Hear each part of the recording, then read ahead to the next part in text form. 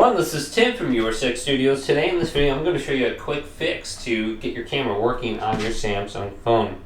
So if the camera doesn't work, go to the top right and go to settings. Scroll on down to where it says applications, so you can find it somewhere on here. It'll be apps.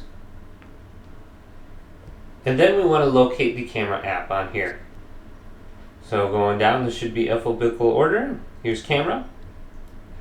Choose this, and then we can force stop the camera.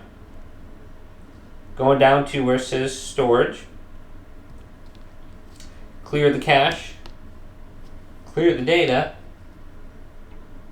Now relaunch the camera. We can just go to the top here and find our camera and open this up and just see if that gets it to work. And we're going to have to choose the location now too, where we want to store it. Looks like we're good here. And then start taking pictures. And we should be good to go. Hopefully this video did indeed help you out. If it did, leave it a big thumbs up and subscribe to my channel down below. More tech videos coming up next on Your 6 Studios.